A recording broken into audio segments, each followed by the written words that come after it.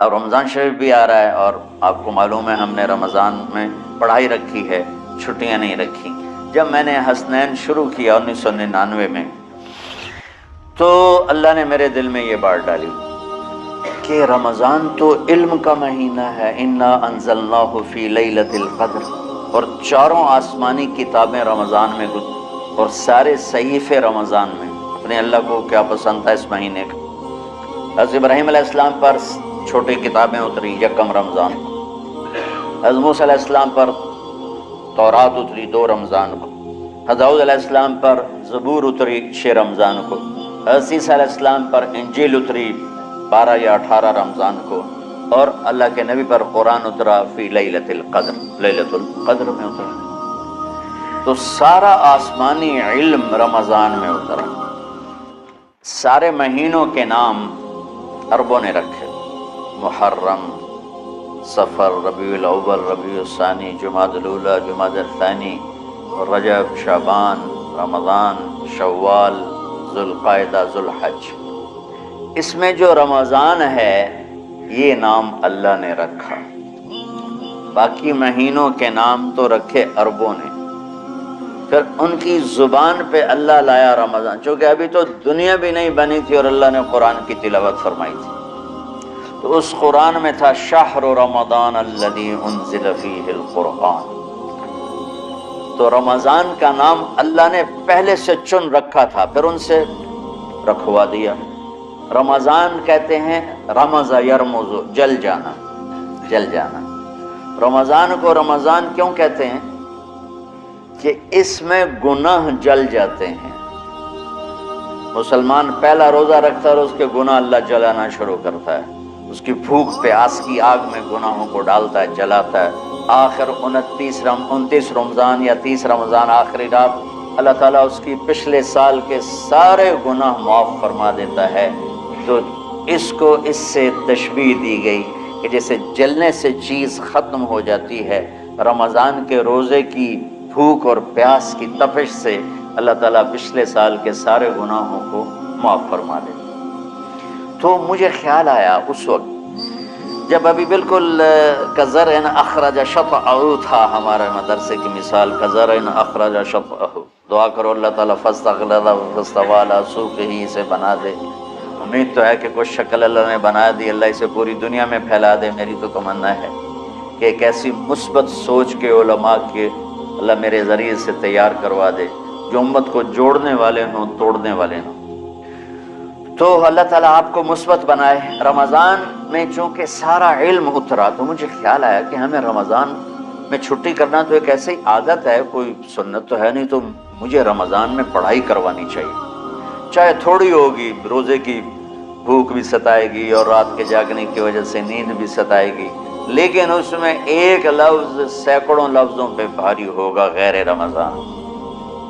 تو میں کراچی گیا اور مفتی تقی صاحب دامت برکاتہم سے سب سے پہلے جا کے مشورہ کیا کہ حضرت میں چاہتا ہوں کہ رمضان میں چھٹی نہ ہو، پڑھائی ہو۔ اس وقت رمضان سردیوں میں تھا، تو وہ بڑے خوش ہوئے، کہنے لگے یہ تو بہت اچھی بات، وہ تو اتنے بڑے ہاتھی کے پاؤں میں سب کا پاؤں، اتنی بڑی ہستی نے، وہ صرف پاکستان کا سرمایہ نہیں پوری امت کا سرمایہ ہے۔ تو ان کی اس بول نے مجھے ہمت دے دی۔ تو پھر میں نے یہاں آ کر تو ہم نے رمضان میں سبق شروع، اس وقت ذرا میری ہمت تھی تو میں رات کو پڑھاتا بھی تھا، بیان بھی کرتا تھا۔ تو ہم نے رمضان میں شروع کی کہ یہ رحمتوں کا مہینہ، ہر چیز کی برکت کا مہینہ، ہر شے کی اللہ کی طرف سے فراوانی اس میں ہے، علم کی بھی، ہدایت کی بھی، رزق کی بھی۔ غریب سے غریب آدمی بھی سموسے بنا کے بیٹھا ہوتا ہے، پکوڑے بنا کے بیٹھا ہوتا ہے، اور دسترخوان پہ ایک کی بجائے 3 چیزیں پڑی ہوتی ہیں۔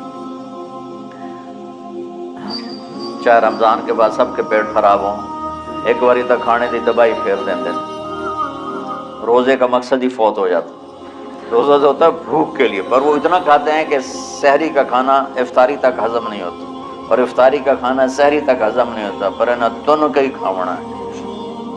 کہتا بھوک نہ لگے، بھوک نہ لگے، وہ بھوک لگنے کے لیے تو روزہ ہے۔ ایک تو یہ جسم کو صاف کرتا ہے، دوسرا غریبوں کی غربت کا احساس پیدا کرتا ہے کہ جو بھوک تو آج برداشت کرتا ہے، غریب روزانہ یہ بھوک برداشت کرتا ہے۔ تو اللہ کے غریبوں کا، غریب بندوں کو کی خدمت کر، ان تک اپنے مال پہنچا، اپنا اللہ نے دیا ہے تو ان کو بھی اس میں شریک کر، قبر میں لے جائے گا۔ تو اللہ تعالیٰ نے میرے دل میں یہ ڈالا تو ہم نے تعلیم رمضان میں شروع کی، کیونکہ قرآن رمضان میں اترا، انجیل رمضان میں اتری، زبور رمضان میں اتری، تورات رمضان میں اتری۔ تو پھر اللہ نے اس مہینے کا نام خود رکھا شہر رمضان، شہر رمضان۔ اس میں شب قدر رکھی، اس میں رات کی ایک نماز۔ اچھا، پہلی امتوں پہ روزہ فرض تھا افطاری سے افطاری، افطاری سے افطاری، بہت شدید تھا، 24 گھنٹے کا روزہ۔ بس افطاری کے بعد آنکھ لگ جاتی تو روزہ اگلا شروع ہو جاتا۔ تو ہم پر بھی پہلے ایسے ہی روزہ اترا، افطاری سے افطاری۔ تو ابن سرمہ رضی اللہ تعالی عنہ اونٹ چرانے والے تھے، وہ شام کو لوٹے تو بیوی سے پوچھا کوئی افطاری کا سامان ہے؟ انہوں نے کہا ہے تو نہیں، میں کہیں سے لے آتی ہوں۔ وہ گئیں افطاری کا کوئی سامان لینے، ان کو تھوڑی دیر ہو گئی اور ان کی آنکھ لگ گئی، تھکے ہوئے تھے، سورج ڈوب گیا۔ جب وہ آئیں تو ان کا ہائے سرمہ تو ہلاک ہو گیا۔ کیا ہوا؟ کہ اگلا روزہ شروع ہو کیونکہ تیری آنکھ لگ گئی۔ تو انہوں نے کہا چلو کوئی بات نہیں، لیکن ظہر کے وقت بے ہوش ہو گئے۔ ایک روایت میں آتا ہے نماز پڑھنے آئے اور گر گئے، اور ایک میں آتا ہے گھر میں بے ہوش ہوئے۔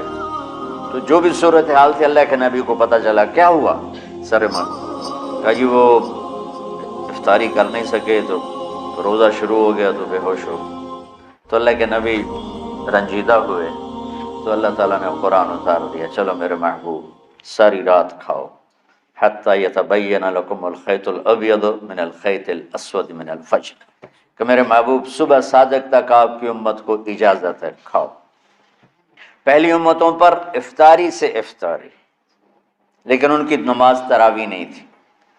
تو ہمیں اللہ تعالیٰ نے دیا شہری تک، پوری رات۔ اچھا، ایک صحابی آئے، یا رسول اللہ میں تو مارا گیا۔ آپ نے کہا کیا ہوا؟ کہا میرا روزہ تھا، میں بیوی کے پاس چلا گیا۔ آپ نے کہا تو پھر تو غلام آزاد کر، کفارہ دے۔ کہا جی میں تو خود غریب آدمی ہوں، غلام کہاں سے آزاد خریدنا پڑے۔ آپ نے کہا 60 مسکینوں کو کھانا کھلا۔ کہ میں آپ مسکین ہیں، میں کہوں کھانا کھلاؤں؟ آپ نے فرمایا پھر آخری ہے کہ 60 روزے رکھ، مسلسل رکھنے ہوتے ہیں جو کفارے کے ہوتے۔ وہ کہنے لگا ایک روزے چاہے کم کیتا ہے، 60 روزے جو میں کی کریں گے۔ تو آپ نے فرمایا اچھا ٹھیک ہے بیٹھ جا۔ بیٹھ گئے۔ تھوڑی دیر ہوئی تو ایک انصاری صحابی کھجوروں کا ٹوکرا لے کر آئے، یا رسول اللہ یہ صدقے کی کھجوریں ہیں، تقسیم فرما دیں۔ تو آپ نے فرمایا بھائی وہ کدھر ہو؟ کہا جی بیٹھا ہوں۔ آپ نے کہا ادھر آ، یہ کھجوریں لے جا اور 60 گھروں میں تقسیم کر دے۔ سبحان اللہ، اللہ نے اس امت کو لاڈ لڈائے ہیں، یہ اللہ کی لاڈلی امت۔ عجیب واقعہ یہ۔ کہنے لگا یا رسول اللہ، اللہ کی قسم مدینے میں مجھ سے غریب کوئی نہیں، آپ ایسا کرو یہ میرا کفارہ مجھے ہی صدقہ کرو۔ تو آپ اتنا ہنسے کہ یہ آخری دانت نظر آنے لگے۔ بہت کم ایسا ہوتا تھا، فضحک حتی بدت نواجذہ، ایسا ہنسنا آپ کبھی کبھی ہنستے تھے کہ آخری دانت پورا منہ کھل جائے۔ تو آپ اتنا ہنسے کہ آخری دانت تک نظر آنے لگے۔ تو آپ نے کہا اچھا جا لہ جا تیرے واسطے، لیکن یہ صرف تیرے لیے اور کسی کے لیے نہیں ہے۔ تو جب ایسی خیانت ہوئی تو اللہ تعالیٰ نے دوسرا حکم بھی اتار دیا، باشروہن، کہ تمہارے لیے بیوی بھی حلال ہے، کھانا بھی حلال ہے جب تک صبح صادق نہیں ہو جاتی۔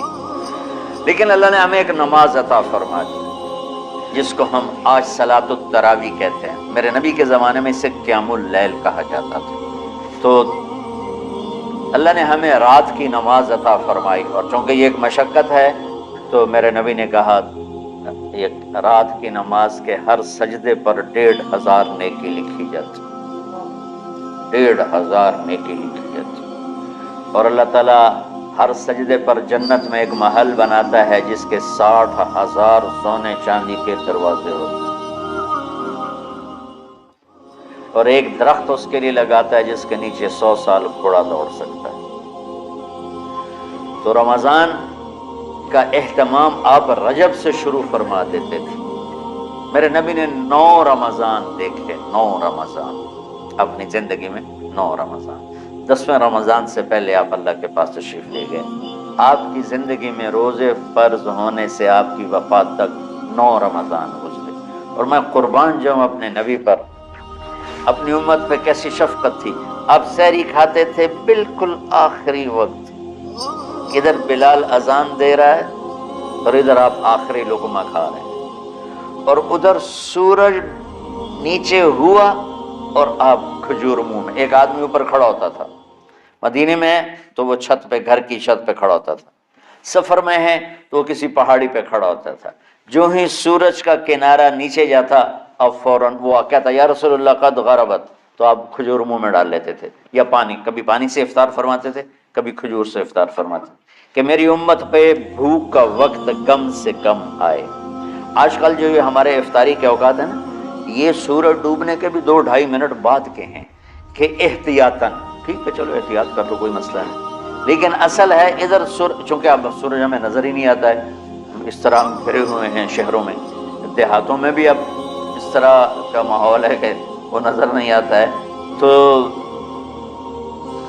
بہتر کہ ادھر سورج غائب ہو، ادھر لقمہ منہ میں جائے، لیکن یہ تب ہے جب آپ نظر آ رہا ہو۔ اب جب آپ یہاں بیٹھے ہو حسنین میں تو یہاں تو کوئی سورج نظر نہیں آئے گا، یہاں تو مینار ہی نظر آئے گا، تو لہٰذا احتیاط ٹھیک۔ ہمارے اہل حدیث بھائی وہ 2 منٹ پہلے ہم سے افطار کرتے ہیں، تو بڑی اچھی بات ہے کہ سورج کے غروب ہونے کا جو اصل وقت ہے اس کے ساتھ ہی افطار کرنا۔ اور سحری میں ایک واقعہ سناتا ہوں، آپ سحری کھا رہے تھے، بکرے کی سری پکی ہوئی تھی، تو مولا علی رضی اللہ تعالیٰ عنہ اور عرباض بن ساریہ رضی اللہ تعالیٰ عنہ آپ کے ساتھ کھانا کھا رہے تھے، تو حضرت بلال ہے، یا رسول اللہ وقت ختم ہو گیا ہے، میں اذان دینے جا رہا ہوں، آپ برائے مہربانی کھانا پینا بند کریں، اور یہ کہہ کر چلے گئے۔ چھت، ایک انصاری عورت تھی، اس کے گھر کی چھت پہ چڑھ کے اذان دیتے تھے، چڑھنے لگے تو پھر واپس آئے کہ دیکھوں اللہ کے نبی نے کھانا چھوڑ دیا یا نہیں، آ کے دیکھا تو وہ کھا رہے تھے۔ انہوں نے کہا یا رسول اللہ واللہ لقد اصبحت، یا رسول اللہ اللہ کی قسم سحری کا وقت ختم ہو گیا، صبح ہو گئی۔ تو آپ نے ہاتھ پیچھے کر لیا، کہہ رہے تیرا بھلا ہو بلال، ابھی وقت باقی تھا، تیرے قسم کھانے پر اللہ نے اس کو پہلے نکال دیا کہ تیری قسم کہیں جھوٹی نہ پڑ جائے۔ تو حضرت علی نے فرمایا کہ اگر بلال قسم نہ کھاتے تو جب تک میرے نبی کھاتے رہتے صبح صادق نہیں ہونی تھی، تو بالکل آخری وقت میں آپ کھاتے تھے تاکہ کم سے کم وقت امت پہ بھوک کا آئے۔ تو اللہ تعالیٰ آپ کے علم میں برکت دے۔ رمضان علم کا مہینہ ہے، سونے کا نہیں ہے، کھانے کا نہیں ہے، سموسے پکوڑے کا نہیں ہے، رمضان علم کا مہینہ، شب قدر اس میں ہے، اللہ کا عرش پہلے آسمانوں پر ہے، سارا دن ساری رات اللہ کے اعلان ہو رہے ہیں، کوئی بخشش چاہنے والا، کوئی معافی چاہنے والا، کوئی رزق چاہنے والا، کوئی ہدایت چاہنے والا، کوئی شفا چاہنے والا، اور فرشتوں کے اعلان ہو رہے ہیں، بھلائی کرنے والے آگے بڑھ، برائی کرنے والے پس کرتے۔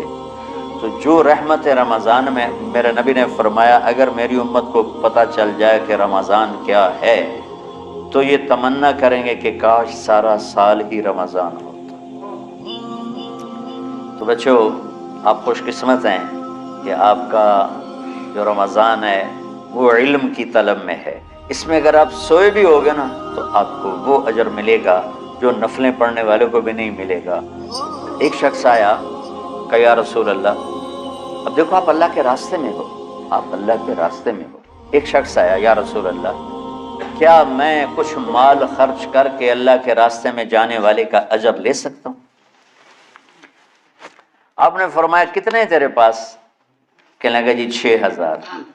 اس دور میں 6000 بہت بڑی دولت تھی، تو آپ نے اسے فرمایا کہ تو 6000 تو کچھ کہہ رہا ہے، اور میں یہ کہہ رہا ہوں تو سارے بھی خرچ کر دے تو جو اللہ کے راستے میں سویا ہوا ہے اس کی نیند کے اجر کو بھی نہیں پا سکتے۔